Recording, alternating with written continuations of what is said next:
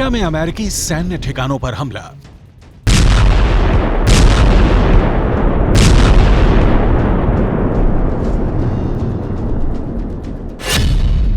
Syria में America और Iran के बीच जंग।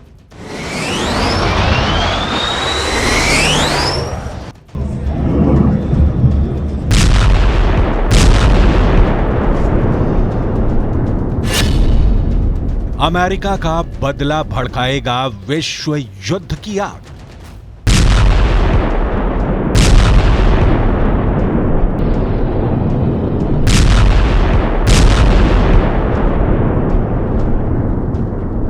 जिसका डर था वो हो गया। ईरान ने सीरिया में मौजूद अमेरिका के ठिकानों पर ड्रोन से बड़ा हमला कर दिया। ईरान ने 24 घंटे के अंदर अपना बदला ले लिया।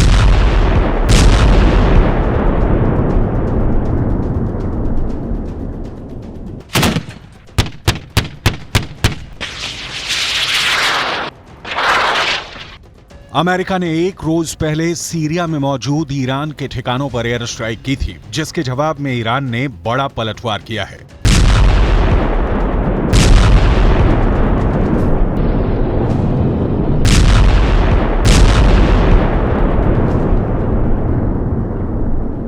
ईरान ने पूर्वी सीरिया में मौजूद अमेरिका के सैन्य ठिकानों पर एक एक कर 4 ड्रोन हमले किए, जिसके बाद अमेरिका को भी एहसास हो गया कि अगर वो ईरान के ठिकानों पर हमला करेगा तो ईरान भी चुप नहीं बैठेगा।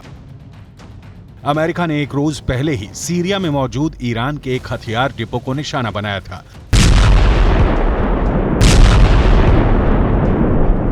बताया गया कि अमेरिका के हवाई हमले में ईरान के हथियारों का जखीरा पूरी तरह तबाह हो गया। खबर यह भी है कि अमेरिका के इस हमले में ईरान के कई लड़ाके भी मारे गए और अमेरिका के इस हमले के बाद ईरान ने भी बदला ले लिया। पश्चिम एशिया में पहले ही हालात विस्फोटक बने हुए हैं। सिर्फ एक चिंगारी पूरे इलाके में जंग की आग भड़का सकती है और अमेरिका के एयर स्ट्राइक के बाद ईरान ने जिस तरह से हमला किया, उससे तो एक बात पक्की हो गई है कि ईरान खुलकर जंग के मैदान में उतरने को तैयार है।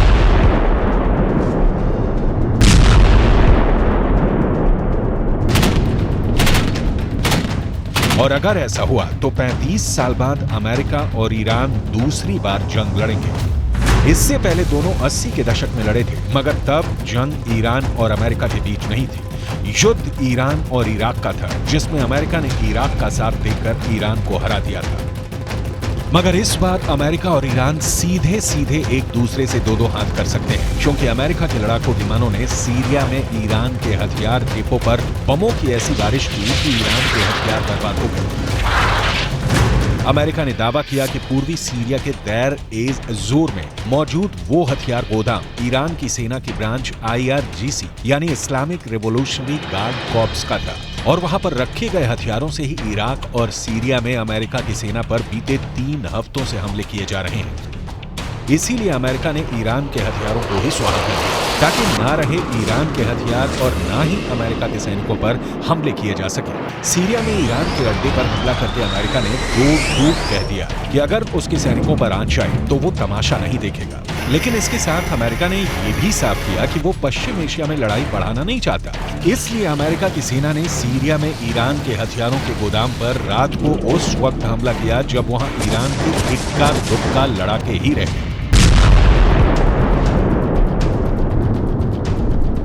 लेकिन ईरान को रोकने के लिए अमेरिका का ये पहला एक्शन नहीं है। अमेरिका ने 26 अक्टूबर को भी सीरिया में ईरान के 2 ठिकानों पर हमले किए।